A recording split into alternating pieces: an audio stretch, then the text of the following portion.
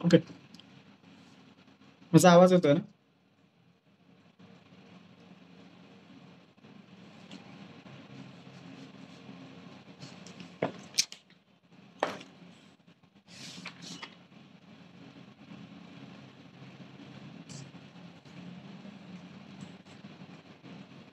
ठीक आहे. आपण चालू करूया आजच्या. मग काल नेहमीप्रमाणे रविवारी मीटिंग घेण्यासाठी काही शक्य झालं नाही, म्हणून आज आपण मीटिंग घेतोय. आजचा पहिला विषय आहे IPC 1860 जे कन्व्हर्जन झालं BNS मध्ये, BNS 2023 मध्ये. तर ते कलम आपल्या प्रत्येकाला माहिती असणं गरजेचं आहे. त्या अनुषंगाने आपण प्रत्येक मीटिंग मध्ये एक दोन कलमांची माहिती घेत असतो की ते कलम काय आहेत आणि BNS मध्ये कन्व्हर्जन काय केलेलं आहे किंवा कुठला BNS मध्ये सेक्शन आहे. कारण आपल्याला IPC सेक्शन बहुतेकांना माहिती आहे, परंतु त्या IPC सेक्शनचा कोणत्याही प्रकारचा उपयोग आपल्याला सध्याच्या काळामध्ये तसं बघायला गेलं तर होत नाही. पण ते आपल्याला माहिती असणं गरजेचं आहे की नक्की BNS आत्ताचं काय आहे, आधी IPC काय होता. म्हणून प्रत्येक मीटिंग मध्ये आपण तो विषय घेत असतो. तर आजच्या या दिवशी आपण एखादी घटना घडते, एखादा गुन्हा घडतो, त्या गुन्ह्यामध्ये जेव्हा एखादा सहकारी सहभाग म्हणून तिथे करत असतो किंवा त्याला एखादा गुन्हा घडण्याकरता त्याला सहकार्य करत असतो किंवा परावृत्त करत असतो, त्याला ती गोष्ट करण्यासाठी सहकार्य करत असतो किंवा एखाद्या व्यक्तीने ती गोष्ट केली पाहिजे म्हणून जबरदस्ती असेल किंवा हा जो प्रकार केला जातो त्या वेळेमध्ये संबंधित व्यक्तीवर 107 ज्याला अबेटमेंट ऑफ थिंग म्हटलं जातं किंवा अबेटर म्हटलं जातं, म्हणजेच त्याने त्या संबंधित व्यक्तीवर एखादं समजा एखाद्या ठिकाणी काहीतरी वस्तू आहे आणि ती वस्तू आपल्याला चोरायची आहे, तर ती चोरण्याकरिता संबंधित व्यक्तीला म्हणजे आपण चोरत नाही, परंतु दुसऱ्या व्यक्तीला आपण उद्युक्त करतो, त्याला प्रोत्साहन देतोय, त्याला चालना देतोय. किंवा एखादी अशी घटना असते जिथे काहीतरी एखादा कार्यक्रम चालू असतोय आणि त्या कार्यक्रमामध्ये दंगा करण्यासाठी, मस्ती करण्यासाठी किंवा त्याला काहीतरी वादविवाद करण्यासाठी प्रवृत्त करणं, त्याला प्रोत्साहन देणं, असा जेव्हा प्रकार केला जातो, तर त्या व्यक्तीने एखादं वाद केलेला आहे किंवा एखादी घटना केलेली, एखादा गुन्हा केलेला आहे, तर त्याला त्याच्यावर कारवाई होतेच. परंतु ज्याने करायला भाग पाडलं, ज्याने करायला शिकवलं किंवा ज्याने करायला सांगितलं, त्याच्यावर सुद्धा कारवाई केली जाते आणि त्या वेळेमध्ये IPC सेक्शन 107, 108 किंवा एखादी घटना जसं आपण इथे आहोत म्हणजे abetment in India of offence outside the India, म्हणजे इथे एखादी घटना घडते परंतु ऑफेन्स त्याचं इंडियाच्या देशाच्या आपल्या बाहेरील भागामध्ये असतं. म्हणजे सायबर गुन्हा असेल किंवा आर्थिक व्यवहार असतील संबंधितले प्रकार, तर त्या वेळेमध्ये 108 सेक्शन मधला ए हा सेक्शन वापरला जायचा. ज्या वेळेमध्ये BNS कन्व्हर्ट झालं, BNS मध्ये कारण हा पूर्णतः जसं आता त्याला परावृत्त केलेला आहे किंवा त्याने त्याच्यावर जबरदस्ती केली तर त्या वेळेमध्ये 108 हा कलम लावला जायचा त्या आणि सोबत हा देशाबाहेरील असल्यामुळं त्या ठिकाणी सेक्शन ए म्हणजे तोच गुन्हा तोच होता, परंतु देशाबाहेरील होता म्हणून त्याला सेक्शन पोट कलम ज्याला आपण म्हणतोय तो ए वापरला जायचा. परंतु जेव्हा BNS आला त्या BNSने 45-46 हा कलम लावला गेला आणि देशाबाहेरील हा वेगळा कलम असल्यामुळे त्याच्यामध्ये त्याला सेपरेशन केलं गेलं. म्हणजे हे आपल्याला माहिती असणं गरजेचं आहे की IPC कसं काय होतं. आता त्या IPCचं आता अजूनही बऱ्याचशा जण जसं आता 498 झालं किंवा 420 झालं किंवा 354 झालं, हे जे समथिंग काही रेग्युलेशन्स मध्ये येणारे जे काही कलम आहेत IPCचे हे बहुतेकांना माहिती असतात किंवा अवगत असतात, परंतु BNS मधले अजूनपर्यंत बहुतेकांना माहिती नाहीत, म्हणून त्या संदर्भातले आपल्याला माहिती असणं गरजेचं आहे. म्हणून आपण आजच्या सेशनमध्ये हे 2-3 कलम पाहिलेले आहेत की एखाद्या घटनेमध्ये आपण त्याला सहकार्य करतोय किंवा त्याला ती घटना करण्यासाठी जबरदस्ती करतोय किंवा त्याला आपण प्रोत्साहन देतोय ते काम करण्यासाठी किंवा तो गुन्हा घडवून आणण्यासाठी, तर त्या वेळेमध्ये आपल्यावर सुद्धा ह्या प्रकारचे गुन्हे लावले जातात. म्हणजे समजा त्या एखाद्या व्यक्तीने गुन्हा केलेला आहे, त्याला विचारलं जातं, चौकशी केली जाते. त्या वेळेमध्ये ती चौकशी करत असताना तो सहजतेने बोलून जातो, की यांनी मला सांगितलं किंवा त्यांनी मला ते दाखवलं किंवा त्यांनी असा प्रकार केला, त्यांनी ह्या प्रकारच्या गोष्टी वापरल्या किंवा असा प्रकार केला. कोणी केला? म्हणजेच त्याने ह्याच्यामध्ये त्याला प्रवृत्त केलं किंवा त्याने ह्याच्यामध्ये हा गुन्हा घडवण्यासाठी त्याने सहकार्य केलं किंवा त्या गुन्हा करण्याची ज्याला आपण म्हणतोय प्रोत्साहन म्हणतोय किंवा चालना म्हणतोय, ही दिली गेली. म्हणून हे कलम वापरले गेले. तर ते आपल्या प्रत्येकाला माहिती होणं गरजेचं आहे. आपले मानवाधिकारने मागील आठवड्यामध्ये कुठल्या प्रकारचं कार्य केलं आणि ते नेहमीच आपले मानवाधिकारच्या माध्यमातून सांगणं गरजेचं असतं आणि सांगितलं जातं, की त्याचं कारण असं आहे, की आपण प्रत्येकाने या प्रकारे, या पद्धतीने कार्य करणं गरजेचं आहे. समाजाची सेवा करणं गरजेचं आहे. ज्या ठिकाणी अडचणी असतात, ज्या ठिकाणी सर्वसामान्य जनतेला गरज असते, त्या प्रत्येक ठिकाणी आपले मानवाधिकारचा पदाधिकारी म्हणून आपण धावून जाणं गरजेचं आहे किंवा आपण त्या ठिकाणी आवाज उठवणं गरजेचं आहे. जर आपण आपल्या मानवाधिकारचा पदाधिकारी म्हणून, एक सामाजिक कार्यकर्ता म्हणून, एक समाजसेवक म्हणून जर आपण सर्वसामान्यांच्या मदतीला आपण धावून जात नसेल, तर मग तिथे आपली किंमत शून्य आहे किंवा आपण करत असलेल्या कार्याची किंमत शून्य आहे. बरेचसे जण कार्य करतात, 10 वह्यांचं वाटप करतात आणि 100 फोटो व्हायरल करत असतात. म्हणजे ही शोकांतिका आहे. काल 2-3 दिवसांमध्ये आम्ही हा प्रकार पाहिला, की कुठेतरी जाऊन 10 लोकांना अन्नदान करायचं, 10 वह्या वाटप करायच्या आणि हजारो फोटो व्हायरल करायचे, हजारो व्हिडिओ व्हायरल करायच्या. काम असतं फक्त क्षुल्लक. तर अशा गोष्टी करण्यापेक्षा जिथे खरोखर गरजवंत आहे, ज्या ठिकाणी गरज आहे, ज्या ठिकाणी गरज भासते किंवा तिथे कोणीच नाही, त्या ठिकाणी आपण, कारण आपले मानवाधिकार हे कार्य छत्रपती शिवाजी महाराजांच्या विचारांनी चालतं आणि ज्या वेळेमध्ये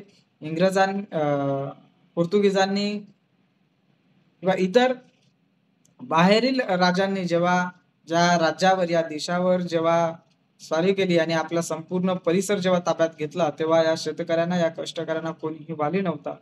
त्या वेळेमध्ये जिजामातेने ठरवलं होतं, की माझ्या कष्टकरी रयतेला, माझ्या शेतकऱ्यांना कोणीतरी वाली पाहिजे, म्हणून शिवबा राजा जन्माला आला पाहिजे. हे ध्येय त्यांचं होतं आणि छत्रपतींनी सुद्धा त्याच पद्धतीने कार्य केलं. त्याच कार्याचा प्रचार-प्रसार करण्यासाठी आपले मानवाधिकार काम करतो. म्हणून मागील आठवड्यामध्ये आपल्या मानवाधिकारच्या माध्यमातून एक असाच रस्त्यावर पडलेला, भले तो दारू पिलेला होता. त्याच्याच सहकाऱ्यांनी त्याच्याकडे असलेले पैसे, त्याच्याकडे असलेला मोबाईल, त्याचं सगळं साहित्य काढून घेतलं आणि त्याला रस्त्यावर, दारू पिलेला असल्यामुळं आणि त्याचा सोबती सुद्धा दारू पिलेला होता. परंतु अशा प्रकारे मारलं होतं, की त्याची आपण कल्पना सुद्धा करू शकत नाही. आणि त्याला रस्त्यावर सोडून दिलं होतं. डोळ्याला त्याच्या मार बसला होता. 3, मला वाटतं 2 की 3 त्याचे टाके पडलेले, असा प्रकार होता आणि भयावह परिस्थितीमध्ये होता. त्याला चालताही, उठताही येत नव्हतं. 2 छोट्या लहान मुलांनी त्याला बघितलं आणि पुढे बाजूला रस्त्याच्या काठाला त्याला बसवून ठेवलं, की जेणेकरून कारण रस्ता हायवे असल्यामुळे ये-जा होत होता आणि तिथून जर का तो उठला, पडला, तर एखाद्या गाडीखाली सुद्धा येऊ शकत होता आणि म्हणून त्या छोट्या-छोट्या मुलांनी त्याला पाहिलं. जे लोकं मारत होती त्या लोकांना सुद्धा त्या लहान मुलांनी पाहिलं होतं, परंतु अंधार असल्यामुळे त्यांना काही ते ओळखता आले नाही. ते निघून गेले होते. जेव्हा आपल्या मानवाधिकारचा पदाधिकारी त्या ठिकाणी पोहोचला, त्याने बघितलं, तो घरी चालला होता आणि त्याने बघितलं, की इथे कोणीतरी पडलेला आहे. त्याने लगेच क्विक मला फोन केला, की असा-असा प्रकार घडलेला आहे आणि असं-असं रस्त्याच्या बाजूला कोणीतरी त्याला मारून टाकलेलं आहे. भयावह अवस्थेमध्ये आहे, तर आपण काय करायचं? जेव्हा आम्ही त्या ठिकाणी पोहोचलो, तिथे पाहिल्यानंतर त्याची अवस्था अशी होती, त्याला विचारलं, की "तू कोण आहे? कुठला आहे? कुठे राहतो?" त्याला काहीही सांगता येत नव्हतं. बिहारचा व्यक्ती होता. त्याला त्याचं स्वतःचं नावही सांगता येत नव्हतं. कुठल्या परिसरामध्ये राहतो तेही सांगता येत नव्हतं, कारण तो दारू पिलेला होता. फक्त त्याला कोणीतरी मारलंय, एवढंच तो सांगत होता. त्याच्या खिशामध्ये ना कागद, ना पेन, ना पेन्सिल, ना अ, पैसे, ना त्याचा कार्ड किंवा कुठल्याही प्रकारची ओळख त्याच्या खिशामध्ये, सगळं आम्ही तपासलं तेव्हा दिसत नव्हती. त्याला पाणी प्यायला दिलं, रक्त बाहेर निघत होतं. त्याला चालताही येत नव्हतं, उभंही राहता येत नव्हतं. काय करायचं म्हणून त्याला आम्ही विचारपूस करत होतो, की "कुठे राहतो? तुला कोणी मारलं? तू इथे कसा आला? दारू कुठे पिला?" वगैरे ही सगळी चौकशी करत असताना तो कुठल्याही प्रकारचं माहिती देत नव्हता, की कुठला आहे, काय आहे वगैरे या संदर्भात. जेव्हा काही 5-6 लोकं तिथे जमा झाले, वेगवेगळे सल्ले द्यायला लागले, परंतु कोणीही त्याला मदत करण्यासाठी पुढे येत नव्हता. अखेर आपण त्याला सुरुवातीला दवाखान्यामध्ये नेलं. दवाखान्यामध्ये नेल्यानंतर त्याच्यावर त्याला काय त्रास झालेला आहे, त्याला कुठल्या प्रकारची इजा झालेली आहे याची पाहणी केली आणि त्यानंतर त्याला शासकीय रुग्णालयामध्ये आपण दाखल केलं. शासकीय रुग्णालयामध्ये दाखल करण्यासाठी सुद्धा एखादी व्यक्ती, त्याचे नातेवाईक किंवा इतर कोणीतरी जो जबाबदार व्यक्ती, अशी व्यक्ती आवश्यक असते आणि जर आवश्यक नसेल तर शासकीय रुग्णालयामध्ये सुद्धा कोणीही हात लावायला तयार होत नाही. कारण त्याला जबाबदार व्यक्ती, जर काय मोठी घटना घडलेली असेल तर मग त्याला पुढे नेण्यासाठी बाकीच्या सगळ्या गोष्टी असतात. आपण तत्काळ पोलिसांच्या कानावर ही घटना घालून पोलिसांना सुद्धा तिथं आपण पाचारण केलं होतं. परंतु त्याची जबाबदारी कोण घेणार हा सुद्धा मोठा प्रश्न होता. अशा वेळेमध्ये आपण ती जबाबदारी घेतली. त्या व्यक्तीला उपचार करण्याकरिता त्या डॉक्टरांना आपण सांगितलं आणि त्वरित त्याच्यावर उपचार करून त्याला 2-3 टाके होते. जसे टाके बसवल्यानंतर थोडंसं तो शुद्धीत आला, त्याला इंजेक्शन दिलं, त्याला गोळ्या औषधं दिल्या, म्हणजे त्याच्यावर उपचार झाल्यानंतर थोडंसं तो चालायला लागला. ज्यावेळेस तो चालायला लागला, त्याला कुठल्या परिसरामध्ये राहतो हे सुद्धा सांगता येत नव्हतं. असं असताना आपण तो ज्या परिसरामध्ये सांगत होता त्याने 2-3 ठिकाणी फिरवली. परंतु तरी सुद्धा आपण पोलिसांना घेऊन त्याला त्याच्या परिसरामध्ये नेऊन सोडलं. ही एक माणुसकी असते. म्हणजे तो व्यक्ती कोण होता, जरी दारू, काही जणांनी सल्ला सुद्धा दिला होता, "अरे दारू पिलाय त्याला रस्त्यावरच मरू दे." परंतु एक माणुसकी नावाची गोष्ट असते, जी आपल्या मानवाधिकारने जपली आणि यापुढेही जपत राहील. अशा प्रकारचं काम, भले तो कोण असेल, कुठल्या जातीचा होता, कुठल्या पातीचा होता, कुठल्या धर्माचा होता, तो दारू पिलेला होता हे कधीही न पाहता अशा व्यक्तींना आपण तात्काळ तिथे आपण कुठल्याही प्रकारचा विचार करता कामा नये, की मग दवाखान्यामध्ये गेल्यानंतर ह्याला मारलेलं आहे, याला लागलेलं आहे, ही केस होईल वगैरे या संदर्भातल्या सगळ्या गोष्टी असतात. या गोष्टींना आपण बहुतांश वेळा घाबरत असतो. तर असं कुठलाही प्रकार कधीही होत नसतो, हे आपण प्रत्येकाने लक्षात ठेवणं गरजेचं आहे. कारण त्या काळी, त्या वेळेमध्ये त्याला त्याची गरज होती. जर काही अर्धा पाऊण तास जर तिथे असाच तो पडून राहिला असता, तर मे बी कदाचित, जसं काही महिन्यांपूर्वी आम्ही एक असंच प्रकरण बघितलं होतं. रात्री एक व्यक्ती रस्त्यावर दारू पिऊन पडला होता. जस्ट त्याने आदल्या दिवशी अ, रात्री मोबाईल नवीन विकत घेतला पगार मिळाला म्हणून आणि फक्त त्याने त्याचा सेल्फी त्या मोबाईलमध्ये काढलेला होता. त्याच्या व्यतिरिक्त त्याच्या मोबाईलमध्ये काहीच नव्हतं. सकाळी मला वाटतं रात्री म्हणजे 9-10च्या दरम्यान असेल. दारू पिल्यानंतर मोबाईल घेतल्यानंतर त्याने घरी चिकन मटन काहीतरी समथिंग एक पिशवी होती, काळी पिशवी. ते घेतलेलं होतं आणि खिशामध्ये आधार कार्ड होता. तो सुद्धा यूपी बिहारचा असल्यामुळे त्याच्यावर पूर्ण पत्ता नव्हता. आणि त्याला एका ट्रकने उडवलं होतं रस्त्याच्या काठावर आणि ती ट्रक निघून गेलेली होती. ती गाडी निघून गेलेली होती. आणि तो रस्त्याच्या काठावर पडल्यामुळे त्याच्यावर कोणीही लक्ष दिलं नाही. सर्वांनी दुर्लक्ष केलं आणि तो रात्रीमध्येच ऑफ झाला. कारण रक्तस्राव जास्त झाल्यामुळे, डोक्याला फक्त मार लागल्यामुळं ती व्यक्ती मयत झाली. मग अशा वेळेमध्ये जेव्हा आपण दुर्लक्ष करतोय, संबंधित व्यक्ती मयत होऊ शकते. अशा वेळी आपण लगेच तो रक्तस्राव होऊ नये म्हणून तात्काळ परिसरामध्ये, आपल्या आजूबाजूच्या परिसरामध्ये जिथे कुठे आपल्याला शासकीय रुग्णालय दिसेल, त्या ठिकाणी आपण त्यांना ॲडमिट करणं गरजेचं आहे. कारण त्याच्यावर उपचार होणं गरजेचं आहे. उपचार होणं महत्त्वाचं आहे. तो वाचेल, नाही वाचेल किंवा त्याचे नातेवाईक कोण आहेत, हा तपास तर नंतर होतच असतो किंवा तो तपास लागतोच, त्यात संशय नाही. परंतु आपण तिथे, आम्हाला तिथे आमच्यावर केस होईल किंवा आम्हाला त्या गोष्टीला सामोरं जावं लागेल, असं काहीही नाही. कारण शासनाने सुद्धा नियम लावलेला आहे, की कोणत्याही अपघातग्रस्त व्यक्तीस जेव्हा एखादी व्यक्ती मदत करते, तर त्यांना कुठल्याही प्रकारचा त्रास देता कामा नये. त्यांना कुठल्याही प्रकारचं अडवणूक त्यांची करता कामा नये. त्यांना कुठल्याही प्रकारचं अडथळा निर्माण करता कामा नये. कारण त्या व्यक्तीने, अपघातग्रस्त व्यक्तीला उपचारासाठी दवाखान्यामध्ये दाखल केलंय, हीच सगळ्यात मोठी गोष्ट आहे, महत्त्वाची बाब आहे. आणि म्हणून आपण प्रत्येकाने हे काम कुठल्याही ठिकाणी असू द्या, कुठल्याही परिसरामध्ये असू द्या, आपण ते करणं गरजेचं आहे. आपलं अर्ध कर्तव्य आहे आणि ते आपल्या मानवाधिकाराने या आठवड्यामध्ये केलेलं आहे. त्याच्या पलीकडे आणखीन आपल्या मानवाधिकाराने एक भलं मोठं काम केलेलं आहे, जे म्हणजे जी लहान मुलं, म्हणजे नुकताच 10वीच्या सिलेबस संपला आणि त्यांना अभ्यास करण्यासाठी ज्या त्याच्या तोंडी परीक्षा असतात, ज्या वायवा असतात, प्रॅक्टिकल्स असतात, त्याकरता जी सुट्टी लागलेली असते त्याच्या आधी. म्हणजे जो शाळेमधला सेंड ऑफ होतोय, तो सेंड ऑफ झाला आणि तिथल्या त्या शाळेतील आमच्याच परिसरामध्ये होते, त्या शाळेतील मुलींनी पार्टी करण्याचं ठरवलं आणि पार्टी करण्यासाठी त्यांनी पैसे जमा केले. पालकांना माहिती नाही आमची मुलं कुठे आहेत, म्हणून त्या मुलींनी पैसे जमा करून शाळेमध्ये न जाता शाळेच्या वेळेमध्ये एकत्रित येऊन त्यांनी पैसे जमा करून एका बिअर बार जवळ गेलं आणि त्यांच्या मित्राला बोलवून, तो सुद्धा अंडर 18 म्हणजे 18 वर्षाखालील मुलगा होता. या मुली सुद्धा 15-16 वर्षाच्या होत्या, ज्या 10वी नुकत्याच शिकत होत्या. त्यांनी त्या मुलाला बोलवून त्याच्याकडनं त्या बारमधनं, त्या रेस्टॉरंटमधनं दारू विकत घेतली आणि एका जंगलामध्ये जाऊन त्यांनी ती पार्टी केली. पार्टी कसली? दारू पिण्याची. 15 वर्षाच्या मुली, ज्या यूपी बिहारच्या होत्या. त्याच्यामध्ये एक महाराष्ट्रीयन मुलगी होती. 4 मुली अशा त्या एका मुलासोबत जाऊन तिकडे पार्टी करत होत्या. त्या परिसरातला एक लोकल मुलगा जो तिथे त्या ठिकाणी गेला आणि त्याने पाहिलं की या ठिकाणी मुलांनी, हे शाळेतील मुलं आहेत. एक मुलगी त्यातील शाळेच्याच ड्रेसवर होती, कारण शाळेच्या नावाने त्या मुली आलेल्या होत्या. शाळेच्या नावाने आल्यामुळं त्या मुलाला थोडासा संशय आला आणि त्याने ती व्हिडिओ केली आणि तो त्यांना हाकलण्याचा प्रयत्न करत होता की तुम्ही इथे काय करता, इधर यहाँ पे क्या कर रहे हो, दारू पीने के लिए इधर आते हो क्या, स्कूल में क्यों नहीं जाते, स्कूल के ड्रेस पे, अशा संबंधित त्यांचं संभाषण झालेलं आहे. आणि ती व्हिडिओ त्याने काही मुलांना पाठवली, शिक्षकांना पाठवली. ती व्हिडिओ आपल्याकडे सुद्धा आली आणि तो परिसर कुठला आहे याची आपण चौकशी केली. तात्काळ चौकशी करून ते व्हिडिओ व्हायरल होण्यास आपण थांबवलं, कारण मुली लहान अल्पवयीन असल्यामुळं त्याचा परिणाम त्यांच्या संपूर्ण आयुष्यावर होण्याची शक्यता नाकारता येत नसते. आणि तात्काळ आपण त्या मुलींचा शोध घेण्यास सुरुवात केली. जसं आपण शोध घ्यायला सुरुवात केली, हा संपूर्ण प्रकार आपण या वेळेमध्ये त्या शाळेचे मुख्याध्यापक, त्या ज्या ठिकाणी क्लासमध्ये जात होत्या त्यांना आणि पोलिसांना सोबत घेऊन करत होतो. आपले मानवाधिकारचे पदाधिकारी सर्व होते.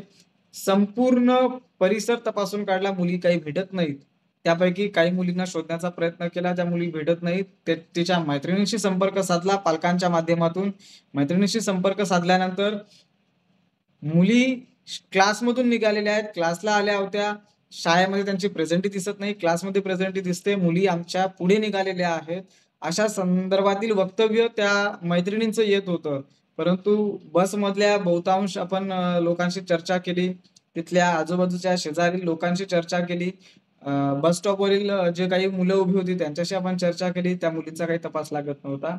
अखेर त्या मुलाचा फोटो घेऊन आपण परिसरामध्ये काही आपले मानवाधिकारचे काही खबरी किंवा आमचे काही पत्रकार लोक होते, काही सहकारी होते, त्या सर्वांना पाठवले. आपले मानवाधिकारचे पदाधिकारी काही होते, त्यांना सुद्धा आपण आपापल्या परिसरामध्ये ज्या ठिकाणी जशी माहिती मिळते त्या ठिकाणी चौकशी करण्यासाठी आपण सांगितले. आणि तो मुलगा कोण होता, त्या मुलाला सर्वप्रथम त्या मुलींना बघितलं ज्यांनी सोडताना, त्या मुलाला पहिल्यांदा पकडलं आणि मग त्याने ती सगळी माहिती काढायला सुरुवात केली. हा मुलगा कोण आहे, कुठे राहतो.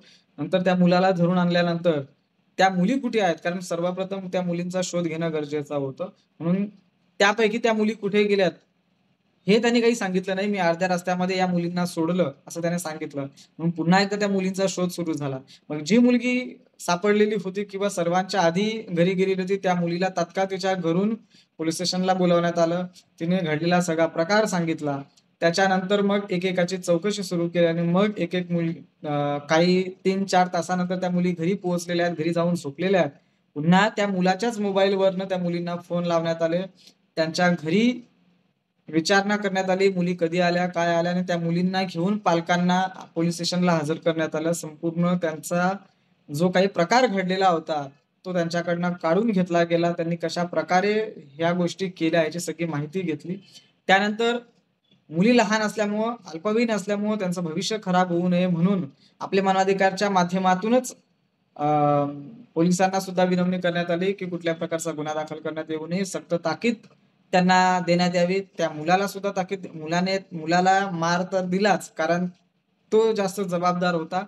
कारण दारू, तो अल्पवयीन सुद्धा होता आणि दारू त्याने स्वतःहून घेऊन दिली, त्याच्यामुळे तो जास्त जबाबदार होता. त्याचबरोबर ज्या दुकानातून दारू घेतली गेली होती त्याच्यावर सुद्धा भविष्यामध्ये असं काही करू नये म्हणून त्याला सुद्धा सक्त ताकीद दिली गेली आणि कुठल्याही प्रकारचा गुन्हा दाखल न करता त्यांना समज देऊन सोडून देण्यात आलं. सांगण्याचं तात्पर्य असं आहे की कुठल्याही प्रकारचं कार्य करत असताना आपण जेव्हा योग्य पद्धतीने आपला जर का त्या परिसरामध्ये काम असेल, आपण त्या परिसरामध्ये करत असलेलं आपलं कार्य चांगल्या पद्धतीचं असेल, आपण चांगल्या प्रकारे आपलं नेटवर्क तयार केलेलं असेल, तर ही माहिती सहजगत्या आपल्याला सापडते. सहजगत्या आपल्याला कितीही लपलेला प्रकार असेल तरी सुद्धा आपण तो बाहेर काढू शकतो. हे काम करत असताना हे परिसरातील लोकांनी स्वतः जाणलं की आपल्या मानवाधिकारने तयार केलेलं नेटवर्क या परिसरातील कसं आहे आणि अवघ्या काही तासांमध्ये ज्या बेपत्ता झालेल्या मुली होत्या किंवा या संपूर्ण प्रकरणाचा छडा आपल्या मानवाधिकारने जो पोलिसांनी लावला नाही तो आपल्या मानवाधिकारच्या पदाधिकाऱ्याने सहजगत्या आणि काही अवघ्या तासातच तो लावला. एवढं चांगल्या प्रकारचं कार्य आपल्या मानवाधिकारच्या पदाधिकाऱ्यांनी केलेलं आहे. प्रत्येक परिसरामध्ये अशा काही घटना घडत असतात, परंतु आपण स्वतः त्याकडे दुर्लक्ष करत असतो. जेवढं आपण जास्त लक्ष घालणार तेवढा त्याच्यातून आपल्याला अनुभव सुद्धा मिळतो. हे कार्य करत असताना आपण काहीतरी चांगलं काम केलेलं आहे, कोणाला तरी वाचवलेलं आहे याचं समाधान मिळत असतं. त्याचबरोबर ते काम करत असताना समाजामध्ये आपली एक प्रतिष्ठा जी असते ती चांगल्या प्रकारे तयार होते किंवा एखादा चुकीचा प्रकार घडत असेल तर त्या वेळेमध्ये संबंधित परिसरातली लोक किंवा संबंधित क्षेत्रातली लोक ही नक्कीच आपल्याकडे न्याय मागण्यासाठी येत असतात. म्हणून अशा प्रकारचं कार्य आपल्याला प्रत्येकाला करायचं आहे. आता आपण किती आणि कशा प्रकारे कार्य करतो हे आपण प्रत्येकाने पाहणं गरजेचं आहे, अपेक्षित आहे. आपण पदाधिकारी असताना किंवा इतर सदस्य असताना सुद्धा जर आपण कार्य करत नसेल, आपण फक्त बघण्याचं काम करतोय किंवा बोलण्याचं काम करतोय, त्याला काहीही किंमत नाही, ते शून्य आहे. एखाद्या कार्यकर्त्याने किंवा एखाद्या पदाधिकाऱ्याने, आता आम्ही पाहतो मगाशी जसं मी म्हटलं की 10 वह्या वाटप करतोय आणि 1000 फोटो काढतोय, त्या कामाला किंमत शून्य आहे. जिथे गरज आहे, जिथे ज्या गोष्टीची आवश्यकता आहे त्या ठिकाणी आपण खरोखर तिथे उभं राहिलं पाहिजे, ते काम आपण केलं पाहिजे. तर त्याला समाजकार्य म्हटलं जातं, सामाजिक कार्य म्हटलं जातं, समाजसेवा म्हटली जाते. अन्यथा तुम्ही कितीही करा, त्याचा दिखावा करा, त्याचा काही उपयोग नाही. परंतु ह्या प्रकारचं कार्य जेव्हा आपण करतोय त्याला कुठल्याही प्रकारचा दिखावा करायची गरज लागत नाही. ते आपसुकच सर्व परिसरामध्ये पसरलं जातं की तुम्ही कशा पद्धतीने काम करता. आणि चांगलं काम हे नेहमी लोकांना सांगावं लागतं, दाखवावं लागतं. परंतु आपले मानवाधिकार कधीच आपलं काम दाखवत नाही किंवा सांगत नाही. फक्त पदाधिकाऱ्यांना आपण काय कार्य करतो हे माहिती होणं गरजेचं आहे. कशा पद्धतीने कार्य करतो हे माहिती होणं गरजेचं आहे, म्हणून आपल्याला ते सांगावं लागतं. कुठल्याही प्रकारचा त्याचा बोबाटा केला जात नाही, कुठल्याही प्रकारचे मार्केटिंग केली जात नाही, कुठल्याही प्रकारचा दिखावा केला जात नाही. कारण जे सामाजिक काम असतं, समाजकार्य करत असताना आपण उजव्या हाताने केलेलं काम कधीही डाव्या हाताला सुद्धा होता कामा नये. तर ते खरं सामाजिक काम असतं, समाजकार्य असतं, समाजसेवा असते. अन्यथा आपण जो दिखाऊपणा करतो तो फक्त आपल्या प्रतिष्ठेसाठी असतो. आपण आपलं नाव कमावण्यासाठी असतो. ह्याला नाव कमवणे म्हणत नाही, तर आपला दिखाऊपणा दाखवण्यासाठी आपण करत असतो.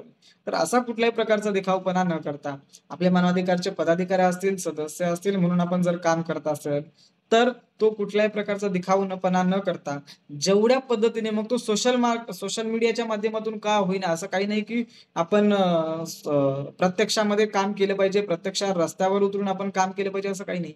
आपण सोशल मीडियाच्या माध्यमातून सुद्धा काम करू शकतो. आपण एखादी गोष्ट असेल ती आपण चांगल्या पद्धतीने लोकांपर्यंत कशी पोहोचू शकतो हे केलं तरी आपलं काम भरपूर चांगल्या पद्धतीने होतं. परंतु आपण त्या पद्धतीने करत नाही, ते करणं गरजेचं आहे. साधं एखादं असलेली चांगल्या प्रकारची पोस्ट जरी आपण सोशल मीडियाच्या माध्यमातून किंवा अन्याय जो असतो त्या अन्यायाला वाचा फोडण्याचं काम सोशल मीडियाच्या माध्यमातून जरी आपण केलं तरी सुद्धा आपलं काम न्यायाच्या बाजूने आहे हे लोकांना दिसतं किंवा आपण दाखवण्याचा प्रयत्न करतो. परंतु आपण तिथे तटस्थ भूमिका घेत असतो तर ते चुकीचं आहे. तिथे आपण कुठेतरी जिथे अन्याय होतो, जिथे भ्रष्टाचार होतो, जिथे अत्याचार होतो, तिथे आपण एक शब्द तरी एक सामाजिक कार्यकर्ता म्हणून, एक समाजसेवक म्हणून आपण बोलणं गरजेचं आहे. आपली प्रतिक्रिया येणं गरजेचं आहे. जर आपण समाजाचं काम करत असेल तर आपल्या प्रतिक्रिया नक्कीच समाजाच्या बाजूने, न्यायाच्या बाजूने, न्यायिक भूमिकेतून असणं गरजेचं आहे. जर त्या न्यायिक भूमिकेतून जर आपल्या प्रतिक्रियाच येत नसतील, आपण जर का मूग पिऊन जर गप्प राहत असेल, तर तिथे आपण सामाजिक कार्यकर्ता म्हणून, समाजाची सेवा म्हणून कार्य करत नाही, तर तो आपण फक्त दिखावा म्हणून करतो. हे स्पष्ट होतं. हे काही वेगळं सांगण्याची गरज नाही. म्हणून प्रत्येकाने आपल्याला जर कार्य करायचं आहे, आपण कार्य करतोय, तर ते कार्य दाखवण्यापेक्षा आपण प्रत्यक्षामध्ये करणं गरजेचं आहे. त्या ठिकाणी आपण बोलणं गरजेचं आहे. आपल्या भावना व्यक्त करणं गरजेचं आहे. जसं आता काल परवा घडलेली घटना आहे. कालचीच घटना जो महाराष्ट्र केसरी, आजच्या आपल्या मीटिंगमध्ये तो विषय नाहीये, परंतु मुद्दा आला म्हणून मी तो घेतोय, की महाराष्ट्र केसरीचा जो मुद्दा घडला, मुळात शिवराज जो अंतिम फेरीमध्ये जो हरला, जो मागील महाराष्ट्र केसरी पुरस्कार प्राप्त ज्याने केलेला होता. मुळात जी कुस्ती होती, जे कुस्तीचे नियम होते, त्या कुस्तीच्या नियमानुसार तो चितपट झालेला नव्हता किंवा त्या नियमामध्ये जे कुस्तीचं नियम असतं, की पूर्णच्या पूर्ण पाठ म्हणजे ज्याला दोन्ही खांदे जमिनीला लागले पाहिजेत, त्या मॅटला लागले पाहिजेत असा त्या कुस्तीचा नियम आहे. आणि त्या नियमामध्ये आपण जर ती व्हिडिओ जर बघितली कालपासून पूर्ण मीडियामध्ये ते संपूर्ण मीडियामध्ये दाखवलं जातं, की त्या मोहोलने, पृथ्वीराज मोहोलने त्या शिवराजची जी पाठ खाली पाडली. नक्कीच त्याने जो डाव टाकला तो नक्कीच चांगला होता. त्यात दुमत नाही, त्यात शंका नाही. परंतु जो पंचांनी निर्णय दिला, तो दोन्ही खांदे लागल्यानंतर त्याच्यामध्ये 30 सेकंद स्टे करणं गरजेचं असतो. त्यानंतर त्या पाठीखाली पंच त्यात आपला हात टाकून ते चेक करत असतो, की इथे दोन्ही खांदे ती पाठ त्या मॅटला लागलेली आहे की नाही. परंतु पंचांनी असं कुठल्याही प्रकारचं केलं नाही आणि तिथे त्या मोहोळला महाराष्ट्र केसरी विजेता म्हणून घोषित केलं गेलं काही अवघ्या सेकंदामध्ये. आणि मग जेव्हा हा निर्णय झाल्याच्या नंतर त्या शिवराजने त्या पंचांकडे मागणी केली रिव्ह्यू करण्याची. आता चांगली टेक्नॉलॉजी आलेली आहे. या टेक्नॉलॉजीचा योग्य वापर करणं गरजेचं होतं त्या पंचांनी सुद्धा. आणि त्या टेक्नॉलॉजीचा वापर करून हा जो काही निर्णय दिलेला आहे, ह्याची योग्य पडताळणी करणं गरजेचं होतं, तपासणी करणं गरजेचं होतं. ती तपासणी न केल्यामुळं त्या साहजिकच आहे एवढा मोठा महाराष्ट्राचा पैलवान म्हणून ज्याची गणना केली जाते, तो पद किंवा तो विजेता म्हणून जर का आपल्याला घोषित केला जात नाही किंवा आपल्या विरोधात निकाल दिला जातो, तर त्याचा राग आपसुकच त्या व्यक्तीला सुद्धा आला असावा आणि त्याच अनुषंगाने त्याने त्या ठिकाणी तो प्रकार केला. त्याला चीड निर्माण झाली, त्याला राग आला आणि त्या रागाच्या भरामध्ये त्याने त्या पंचाला कदाचित असं सांगितलं गेलं, की फक्त मीडियामध्ये सुद्धा ती लाथ मारलेली दिसली. परंतु त्यांचं जे काही संभाषण झालं, ते संभाषण त्या ठिकाणी कुठल्याही प्रकारचं दाखवलं गेलं नाही. तर त्या ठिकाणी असं सांगितलं जातं, की त्याने जेव्हा रिव्ह्यूची मागणी केली, त्यावेळेमध्ये त्यांनी काही नियम सांगितले आणि पंचांना असं वाटलं, पंचांचा इगो हर्ट झाला, की हा आम्हाला नियम शिकवतोय. आम्ही मोठ्या पातळीवरचे पंच आहोत. आणि अशा प्रकारे जेव्हा त्यांची बोलाचाली झाली त्यावेळेमध्ये त्या पंचांनी त्याला शिवीगाळ केली आणि त्या शिवीगाळीचा राग मनामध्ये धरून त्यांनी ती लाथ मारलेली आहे. त्या पंचाचे कॉलर खेचलेली आहे. हा सगळा प्रकार पाहणं गरजेचं होतं. आणि मग त्यानंतर जो काही संघ होता, जी संघटना होती, त्या संघटनेने त्या शिवराजला 3 वर्षाची बंदी घातलेली वगैरे तो पुढचा प्रकार घडलेला आहे. मुळात त्या काही राजकीय द्वेषापोटी हा प्रकार घडलेला आहे असं स्पष्टपणे त्या व्हिडिओच्या माध्यमातून आणि त्या प्रकाराच्या माध्यमातून दिसतं. म्हणजे आज एक ठीक आहे, हे अगदी योग्य आहे, की त्याने खेळाडूवृत्ती दाखवणं गरजेचं होतं. राग त्याने कंट्रोल करणं गरजेचा होता. त्याची नक्कीच ती चुकी होती आणि आहेच. त्याचं समर्थन आपणही करू नये. परंतु जो प्रकार घडला, जो त्या पंचाने जर त्या शिवराजला जर का 3 वर्षाची निलंबनाची शिक्षा दिली जाते, तर त्या पंचांना सुद्धा 10 वर्षाच्या निलंबनाची शिक्षा द्यायला पाहिजे. कारण त्यांनी निर्णय 100% चुकीचा दिलेला आहे. कारण हे वर्षभर अ, आपल्या लक्षात राहू शकतं किंवा ही चूक भविष्यामध्ये सुद्धा महागात पडू शकते. अशा काही गोष्टी घडतात. म्हणून अशा ठिकाणी आपल्या प्रतिक्रिया काय आहेत? जर आपण एक सामाजिक कार्यकर्ता म्हणून जर काम करत असेल, समाजाशी आपलं काहीतरी लेणं-देणं आहे. जर एखादा व्यक्ती एवढं वर्षभर मेहनत करून काही गोष्टी कमावत असेल, तर त्याच्या बाजूने आपण उभं राहणं गरजेचं आहे. त्या न्यायिक भूमिकेतून आपण उभं राहणं गरजेचं आहे आणि ती आपली एक जबाबदारी म्हणून.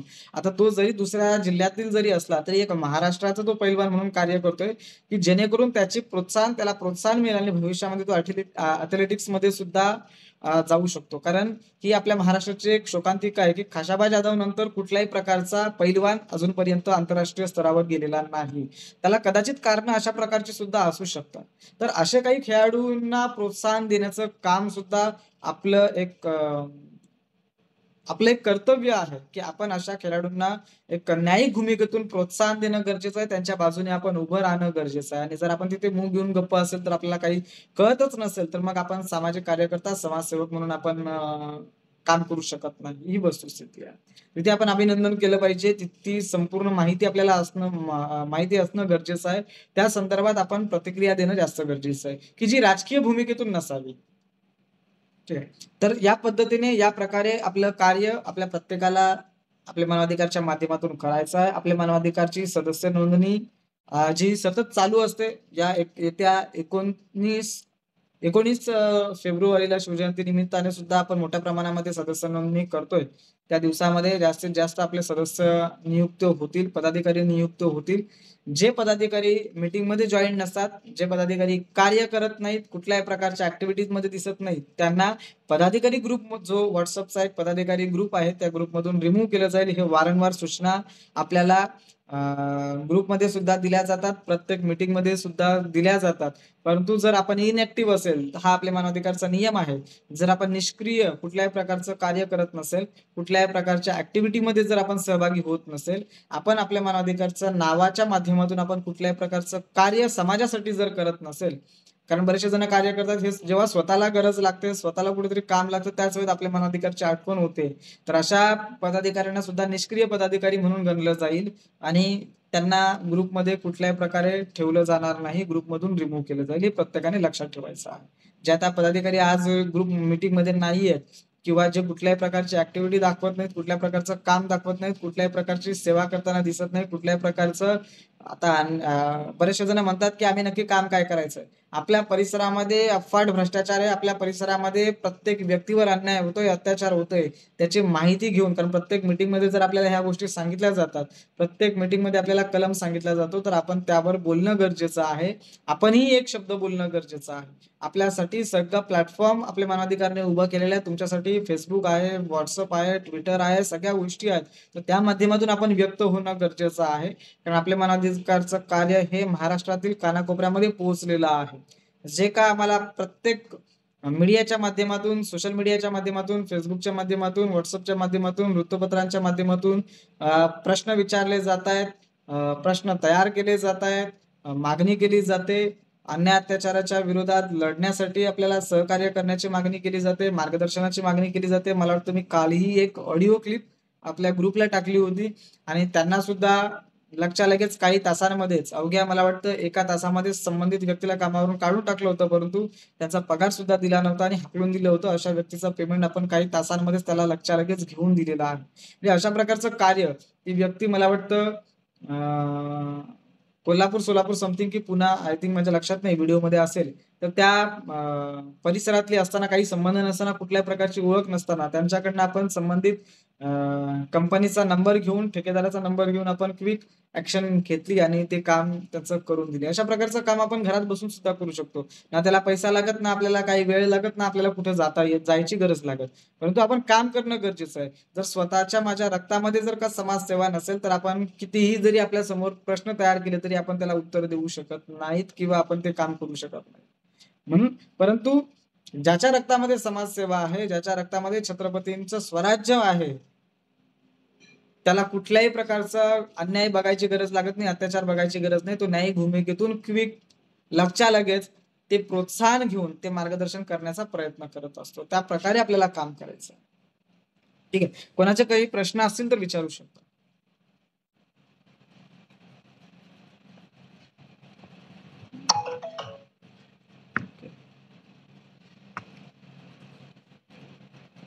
हा, बोला.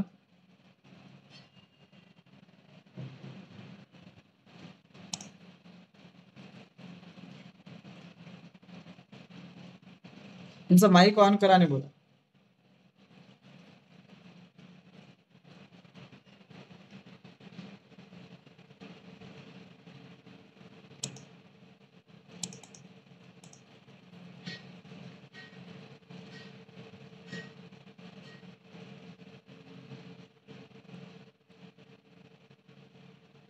कोणाचा काही प्रश्न असेल तर तुम्ही तुमचा माईक ऑन करून विचारू शकता.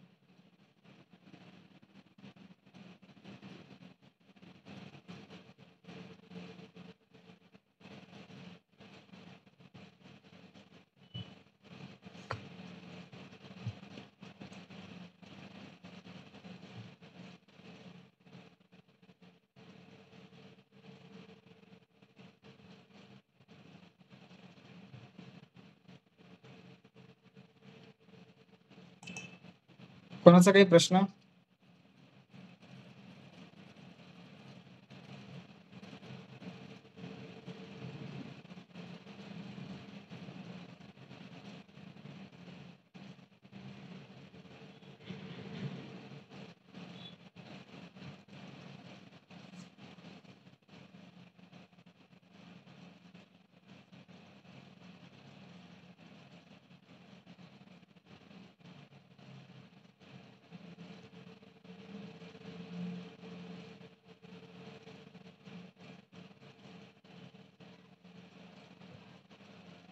कोणाचा काही प्रश्न असेल तुम्ही माईक तुमचा ऑन करून तुम्ही बोलू शकता.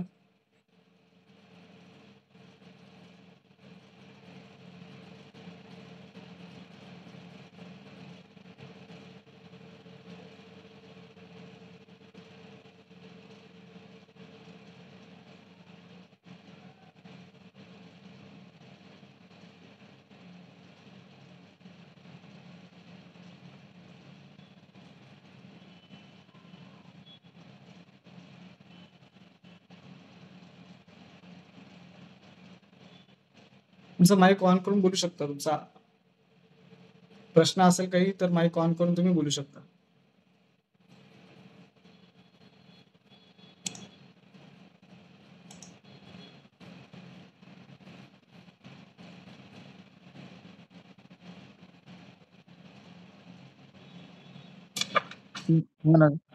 हॅलो हा बोला.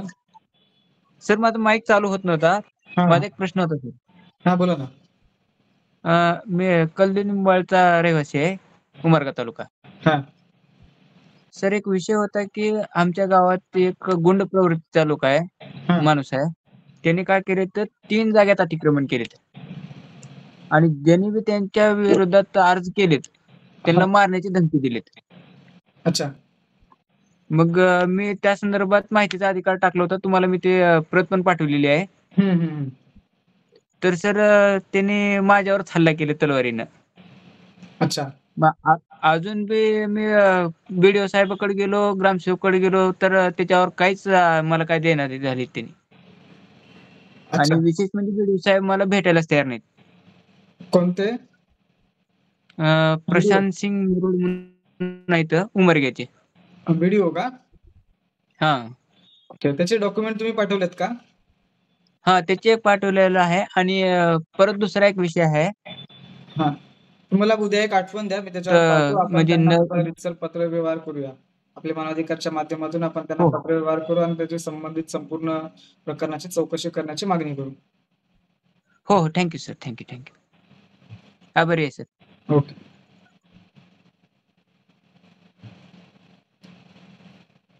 आणखी कोणाचा काही प्रश्न?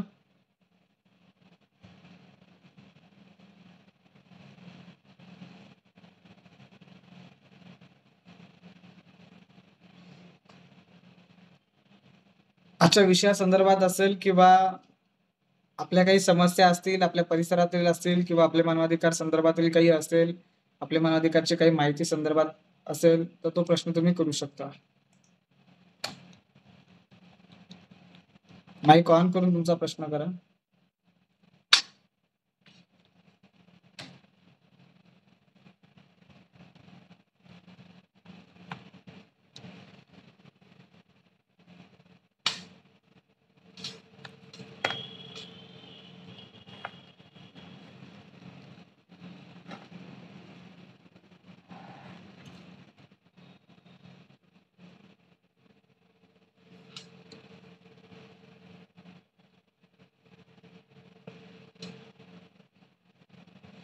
आजच्या मीटिंग संदर्भातला प्रश्न असेल किंवा आपल्या परिसरामध्ये काही समस्या असतील, आपल्याला कशावर काम करायचं असेल,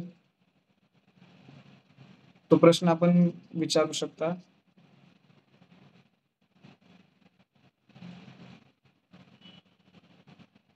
काही प्रश्न?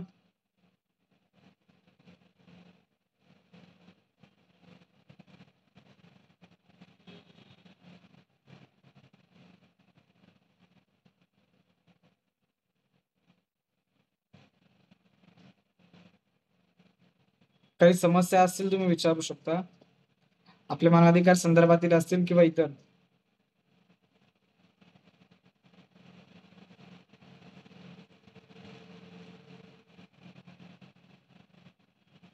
माईक ऑन करून बोला तुमचा.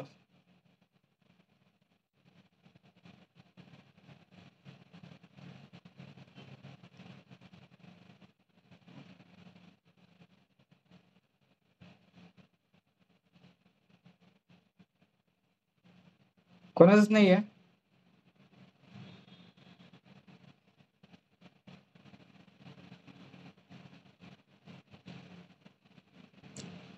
समस्या ज्यांची समस्या असेल त्यांनी माईक ऑन करा.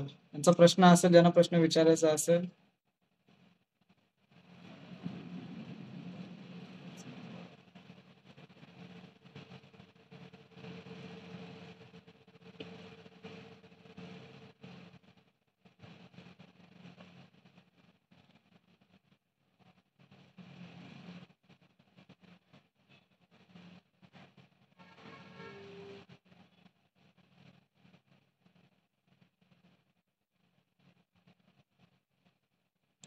मागील वर्षीप्रमाणे यावर्षी सुद्धा आपले मानवाधिकारने दिनदर्शिका प्रकाशनचा कार्यक्रम काही यावर्षी केला नाही. छोटासा कार्यक्रम केला. मोठा कार्यक्रम काही करायला वेळ मिळाला नसल्यामुळं जो आपले मानवाधिकारचा वर्धापन दिन असतो तो सुद्धा यावर्षी मोठ्या प्रमाणामध्ये न करता छोटा दरवर्षीप्रमाणे डॉक्टर बाबासाहेब आंबेडकर जयंती जशी आपण साजरी करतो त्याच प्रकारे यावर्षी सुद्धा रायगडमध्ये, मागील वर्षी सुद्धा आपण रायगडमध्ये केलं होतं. चवदार तळ्यावर जाऊन आपण कार्यक्रम केला होता. त्यानंतर ज्या ठिकाणी बाबासाहेबांनी महिलांना पहिली साडी कशी घालायची हे शिकवलं, ज्या ठिकाणी सत्याग्रह पहिले केले ते ठिकाण, त्याचबरोबर ज्या ठिकाणी बाबासाहेब त्या रायगडमध्ये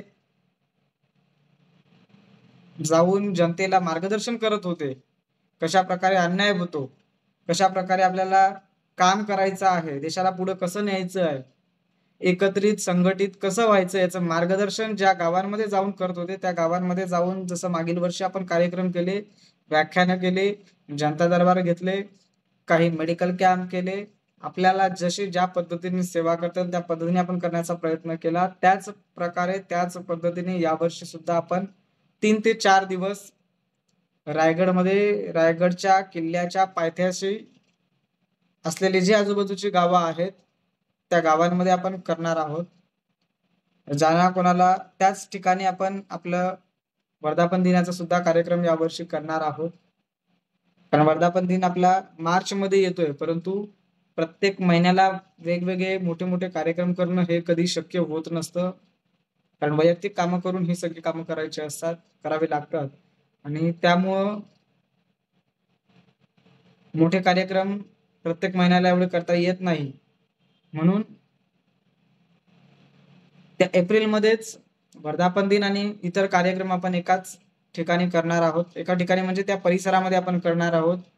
ज्यांना कोणाला शक्य असेल 3 ते 4 दिवसांचा तो कार्यक्रम असेल, ज्याच्यामध्ये मेडिकल कॅम्प, व्याख्यानं, त्याचबरोबर जनता दरबार आणि इतर छोटे मोठे जे काही कार्यक्रम आयोजित होतील त्या कार्यक्रमाचं आयोजन. त्याचबरोबर मागील वर्षी आपण रायगडावर भेट दिली होती, चवदार तळ्याला जिथे स्मारक आहे बाबासाहेबांचं, त्या ठिकाणी अशा काही ठिकाणं आहेत त्या परिसरामध्ये आपण जाण्याचा प्रयत्न करत असतो. यावर्षी सुद्धा आपण त्या ठिकाणी जाण्याचा प्रयत्न करणार आहोत. ज्यांना कोणाला शक्य होईल तारीख लवकरच आपण डिक्लेअर करणार आहोत. मे बी मागील वर्षी आपण 13, 14, 15 आणि मला वाटतं 16 असे 3-4 दिवसचा कार्यक्रम आपण तिकडे केला होता एप्रिलमध्ये.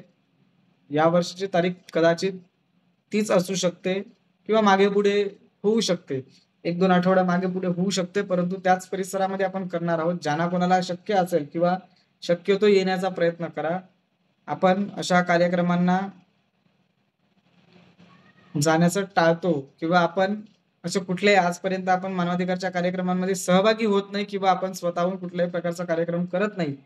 जोपर्यंत आपण अशा प्रकारचं कार्य करत नाहीत किंवा कार्यक्रम करत नाही तोपर्यंत आपल्या नावाची ओळख आपले मानवाधिकार म्हणून ही होणार नाही, हे प्रत्येकाने लक्षात घ्या. जर आम्हाला आपले मानवाधिकारच्या माध्यमातून आम्हाला चांगलं नाव तयार करायचं आहे, आपल्या मानवाधिकारच्या प्लॅटफॉर्मचा वापर करून, व्यासपीठाचा वापर करून आम्हाला कुठेतरी एक राजकीय व्यक्तीपेक्षा मोठं व्यक्तिमत्व बनायचं आहे, एक चांगल्या प्रकारचा समाजसेवक म्हणून आमचं नाव कमवायचं आहे जो कमी वेळेमध्ये. तर आपल्याला जे काही नियम आहेत त्या नियमांचं पालन ज्या पद्धतीने आपले मानवाधिकार कार्य करते त्याच पद्धतीने आपल्याला कार्य करायचं आहे, तरच आपण कुठेतरी चांगल्या व्यासपीठावर राहू शकतो. अन्यथा आपण फक्त पद घेऊन राहिलोय म्हणजे एक नामधारी आपण ज्याला म्हणतोय असं राहू, असं राहता कामा नये. म्हणून कुठेतरी आम्ही जे काही पद घेतलेलं आहे ते पद आमचं तालुक्याचं असेल, जिल्ह्याचं असेल, राज्याचं असेल किंवा इतर पद असेल, ते पद म्हणून आमचं नाव, आमचं कार्य हे संपूर्ण परिसरामध्ये, जर आम्ही तालुक्याचा प्रतिनिधी असेल तर आमच्या किमान तालुक्यामध्ये आमचं नाव फक्त आमच्या गावामध्येच असतं. आमच्या संपूर्ण तालुक्यामध्ये आमचं नाव पोहोचलं पाहिजे, किमान का तालुक्यामध्ये तरी. आता जर मी समजा माझा तालुका वाडा आहे, तर किमान माझ्या वाडा तालुक्याच्या प्रत्येक खेडोपाड्यांमध्ये, प्रत्येक गावामध्ये माझं नाव पोहोचलं पाहिजे. एवढी किमान आपण ताकद ठेवणं गरजेचं आहे. मी जर जिल्ह्याचं काम करत असेल, आता जर मी पालघर जिल्ह्यामध्ये, ठाणे जिल्ह्यामध्ये जर काम करतोय, तर पालघर जिल्ह्यातील प्रत्येक तालुक्यामध्ये, ठाणे जिल्ह्यातील प्रत्येक तालुक्यामध्ये माझं नाव पोहोचलं पाहिजे. मी जर राज्याचं पद असेल माझ्याकडे, तर राज्यातील प्रत्येक जिल्ह्यामध्ये, किमान तालुक्यामध्ये नाही परंतु किमान जिल्ह्यांमध्ये तरी प्रत्येक जिल्ह्यामध्ये माझं नाव पोहोचलं पाहिजे. जर हे नाव पोहोचत नाही, माझ्याकडे माझ्या तालुक्याचं पद आहे आणि माझ्या तालुक्यातील प्रत्येक गावागावामध्ये माझं जर नाव पोहोचत नाही, तर मी मानवाधिकारचं काम करतच नाही. कारण मानवाधिकार प्रत्येक ठिकाणी पोहोचलेली आहे, कारण आपल्याकडे त्याचा संपूर्ण रेकॉर्ड आहे. तुम्ही जर फेसबुकला जर जाऊन बघितला तर महाराष्ट्रातील 350च्या वर तालुक्यात, ह्या प्रत्येक तालुक्यांमधील कार्य हे आपण केलेलं आहे, आपल्यापर्यंत पोहोचलेलं आहे. त्याचे पुरावे फेसबुकला आहेत, कारण आपल्याकडे एवढा डेटा आपण ठेवलेला नाही. भविष्यामध्ये आपण नक्कीच ठेवण्याचा प्रयत्न करणार आहोत. मुळात ही जबाबदारी प्रत्येक पदाधिकाऱ्यांची आहे, परंतु आजपर्यंत आपण पदाधिकारी म्हणून ही जबाबदारी अजूनपर्यंत शून्य केलेली आहे. जरी आता बरेचसे राज्याचे पदाधिकारी असतील, जिल्ह्याचे असतील किंवा इतर पदाधिकारी असतील, असे म्हणतात की आम्ही एवढं काम केलं, आम्हाला काहीच नाही किंवा आम्हाला विचारलं जात नाही. तर आपण केलेलं कार्य काय हे आपण दाखवायला पण पाहिजे. जर आपण केलेलं कार्य जर दिसतच नाही, आपण कार्य करत असाल परंतु ते आपल्या मानवाधिकारच्या व्यासपीठावरून नाही, आपण इतर व्यासपीठावरून करत असाल, आम्ही असं म्हणत नाहीत की आपण काम करत नाही, करत असाल नक्कीच, परंतु आपल्या मानवाधिकारच्या माध्यमातून ते केलेलं नसेल, ते दुसऱ्या कुठल्या तरी व्यासपीठाच्या माध्यमातून केलं असेल आणि म्हणून आपल्या मानवाधिकारच्या माध्यमातून ते काम केलं नसल्यामुळं ते नाव आपलं तोपर्यंत पोहोचलं नाही. तेच काम जर आपण आपल्या मानवाधिकारच्या माध्यमातून जर केलं असतं तर नक्कीच तोपर्यंत पोहोचलं असतं. हे आपण प्रत्येकाने अभ्यासलं पाहिजे. आपण जर अभ्यासच केला नाही तर आपण पुढच्या पायरीवर आपण जाणार नाही. माझं नाव तालुक्यामध्ये पोहोचणार नाही, माझं नाव जिल्ह्यामध्ये पोहोचणार नाही, माझं नाव राज्यामध्ये पोहोचणार नाही. किमान माझ्या वैयक्तिक तालुक्यामध्ये तरी माझं नाव पोहोचणं गरजेचं आहे आणि त्याकरिता आम्हाला स्टेप्स सांगितल्या जातात त्या प्रत्येकाने फॉलो करणं गरजेचं आहे, ते करणं गरजेचं आहे. मी मागील काही महिन्यांपूर्वी आपल्याला प्रत्येकाला प्रत्येक जिल्ह्याचा एक ग्रुप बनवायला सांगितलं होतं, आपण कोणीच बनवला नाही बनवला. याचा अर्थ आम्ही निष्क्रिय आहोत, आम्हाला ते कार्य करता येत नाही किंवा आम्ही कॅपेबल नाही, हे आपण स्वतः दाखवतोय. ज्या अर्थी मी स्वतः करत नाही, आम्ही जर पदाधिकारी म्हणून कार्य करतोय आणि जर ते आम्ही करत नाहीत, याचा अर्थ आम्ही कॅपेबल नाहीयेत हे आपण स्वतः दाखवतोय. हे आम्हाला सांगण्याची गरज नाही किंवा बोलण्याची गरज नाही किंवा मागणी करण्याची गरज नाही तुम्ही सिद्ध करा म्हणून.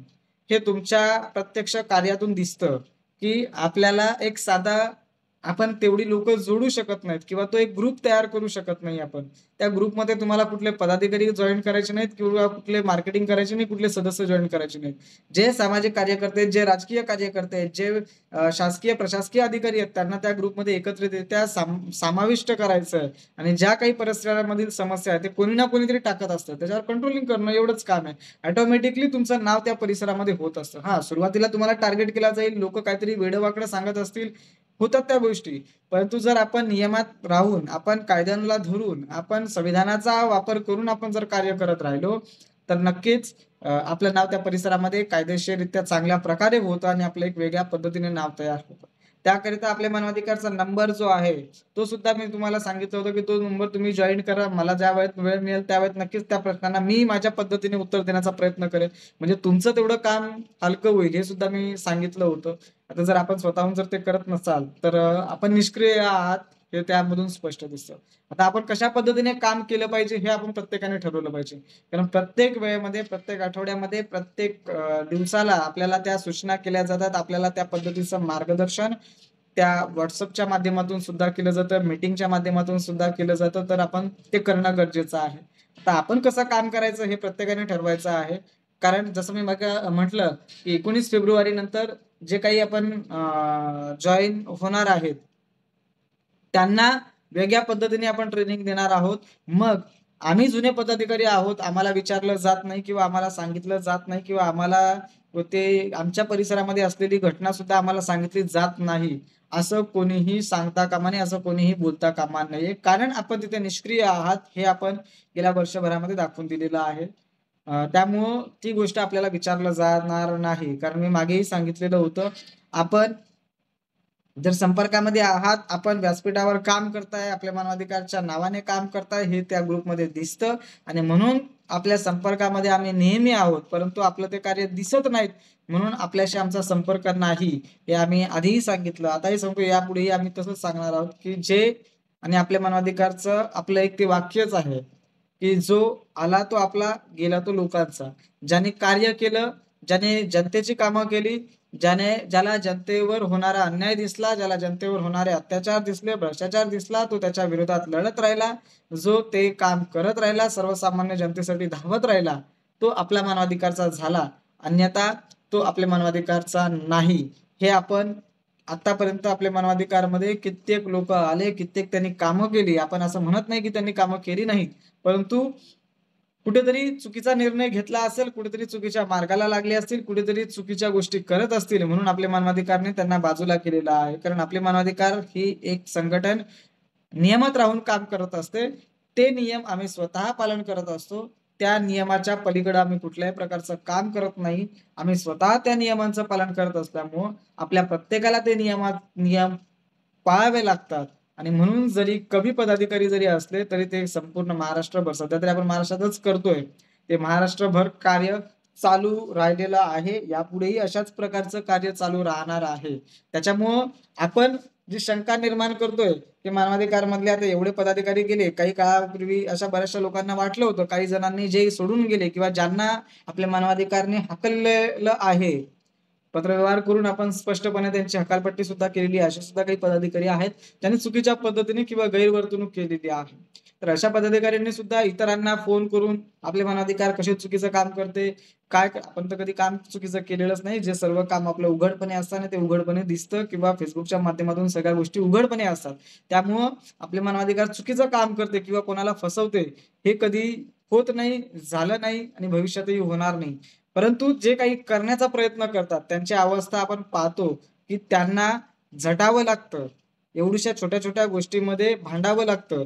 छोट्या-छोट्या गोष्टींसाठी त्यांना रानोरान फिरावं लागतं. अशी परिस्थिती त्या लोकांची झालेली आहे. हे रोजच्या रोज आम्ही स्वतः उघड्या डोळ्यांनी पाहतोय. त्यामुळं आणि पुन्हा ते आपल्या मानवाधिकारची मागणी करत असतात किंवा आपल्या मानवाधिकारने आम्हाला सहकार्य करावं, याकरिता सुद्धा बरेचसे जण मागणी करत असतात. आपणही त्याला म्हणजे ही संतांची शिकवण आहे, की शरण आलेल्या भक्ताचं रक्षण करणं. तसं आपले मानवाधिकार सुद्धा जे कोणी पुन्हा आलेले आहेत त्यांना आपण घेण्याचा प्रयत्न केलेला आहे, घेतलेला आहे. ते काम करत आहेत. भविष्यातही काम करतील अशी आशा आहे, अशी अपेक्षा आहे. त्यामुळं हा जो आपला गोड गैरसमज आहे, की आम्हाला कोणी बाजूला करू शकत नाही किंवा आम्ही अशा प्रकारे आहोत, आम्ही अशा प्रकारे राहतो. त्यामुळं आम्हाला कोणीही बाजूला करू शकत नाही किंवा आम्ही एवढ्या मोठ्या वरच्या पदावर आहोत त्याच्यामुळं आम्हाला काढण्याचा प्रश्न येत नाही. हा गोड गैरसमज प्रत्येकाने बाजूला ठेवून आपल्या मानवाधिकारचं काम करायचं आहे. आपल्या मानवाधिकारचं काम करतोय म्हणजे ते आमचं वैयक्तिक काम करतोय असं नाही. कारण हे आपले मानवाधिकार आमचे वैयक्तिक नाही. आपले मानवाधिकार ही सर्वसामान्य आपली टॅगलाईनच आहे, सर्वसामान्यांचा अधिकार आपले मानवाधिकार. त्यामुळं आपले मानवाधिकार ही सर्वसामान्य जनतेची आहे. जनतेसाठी काम करत राहते. फक्त नामधारी म्हणून, नाममात्र म्हणून आपण पुढाकार घेतलेला असल्यामुळं कदाचित आमचं नाव समोर येत असेल किंवा आम्ही समोर दिसत असेल.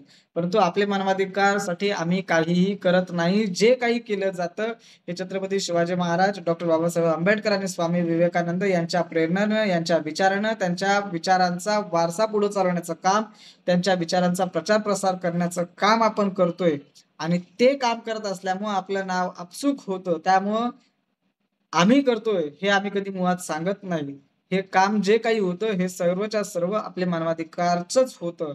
त्यामुळं आपण करत असलेलं काम हे आमचं वैयक्तिक काम नसून किंवा दीपेश पस्तेचं हे काम नसून हे काम आपले मानवाधिकारचं आहे या भावनेतून जर तुम्ही काम केलात तर नक्कीच आपल्या परिसरामधून, नुसतं परिसरामध्ये नव्हे, तालुक्यात नव्हे, जिल्ह्यात नव्हे, तर संपूर्ण राज्यामध्ये आपलं नाव राहील. जसं आता जो प्रयागराजमध्ये प्रकरण चालू आहे त्या ठिकाणी सुद्धा आपले मानवाधिकारचे 2 पदाधिकारी तिथे गेले होते आणि तिथे सुद्धा त्यांनी कार्य केलेलं आहे. जे सदस्य म्हणून काम करतात, परंतु आपण त्यांना पदाधिकारी म्हणूनच नियुक्त केलेलं आहे आणि त्या ठिकाणी सुद्धा त्यांनी काही सेवा केली. तिथले काही फोटो, व्हिडिओज त्यांनी आपल्याला दाखवले आणि तिथे सुद्धा आपलं नाव त्यांनी पोलिसांच्या माध्यमातून, मला वाटतं पोलिसांनी त्यांना प्रशस्ती पत्रक सुद्धा दिलेलं आहे.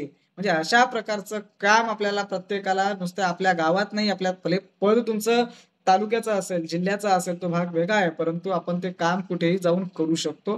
जे काम आपल्या आता काही पदाधिकाऱ्यांनी सुद्धा दाखवून दिलेलं. तर त्या प्रकारे आपल्याला काम करायचं आहे आणि अशाच प्रकारे आपल्याला प्रत्येकाला, मग तो कुठल्या जिल्ह्यातला आहे, नवीन आहे, जुना आहे, हा विषय नाही. बरेचसे जुने पदाधिकारी आम्हाला फोन करतात आणि सांगत असतात, आमचं कार्ड, आमचं ओळखपत्र, आमचं हे, आमचं ते, आमचं पद. काही जण म्हणतात आमचं पद दुसऱ्याला दिलं.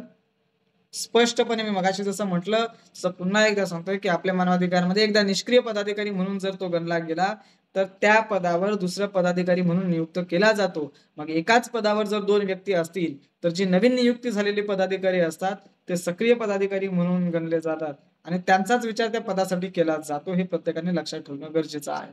तसं आता आपण आपल्या वेबसाईटच्या माध्यमातून ते तुम्ही बघितलं असेल की दरवर्षी पदाधिकारीचं कार्ड आता रिनोव्हेशनचं आहे. दरवर्षी नवीन होणार. ज्याच्या कार्डवर जुनी तारीख असेल त्याचं कार्ड संपलेलं असेल. त्याच्यामुळं आपण कशा पद्धतीने काम करतोय किंवा किती काम करणार आहोत, किती काम दिसतंय हे आपण प्रत्येकाने ज्याच्या जागी ठरवायचं आहे. ठीक आहे. कोणाचा काही प्रश्न आहे का? कोणाचा काही प्रश्न असेल तर विचारू शकता. नसेल तर आजची मीटिंग आपण इथे संपूया. कोणाचा काही प्रश्न?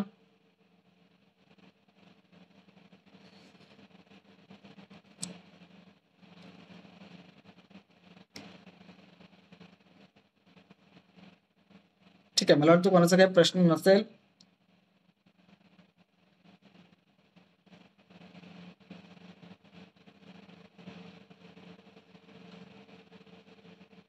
ओके. इथे आपण आजची मीटिंग थांबूया. कोणाला जर काही प्रश्न असेल तुम्ही ग्रुपच्या माध्यमातून किंवा मला वैयक्तिक फोन करून मेसेज करून विचारू शकता. जे मीटिंगमध्ये नाहीयेत त्यांना ग्रुपच्या बाहेर केलं जाईल. पुढच्या मीटिंगमध्ये आपल्या काही समस्या असतील, आपण जास्तीत जास्त समस्या आपल्या परिसरामध्ये भरपूर असतात. आपण त्या लिहून ठेवा किंवा ग्रुपला त्या पोस्ट करत चला, जेणेकरून आपले मानवाधिकारचा जो फेसबुक पेज आहे त्याच्यावर तुमचं नाव दिसेल. त्या ग्रुपवर जवळपास 15-16 हजार लोक आहेत. ते पाहतात कशा प्रकारे काम चालू आहे. त्यामुळं आपण त्या प्रकारे काम करणं गरजेचं आहे. आपल्या पोस्ट तिथे गेल्या पाहिजेत. बाहेरील लोक भरपूर पोस्ट करतात, परंतु आपल्याच पोस्ट नसतात. हे सुद्धा एक शोकांतिक आहे. म्हणून त्या पद्धतीने आपल्याला काम करायचं आहे. ठीक आहे. पुढच्या रविवारी आपण भेटूया. धन्यवाद.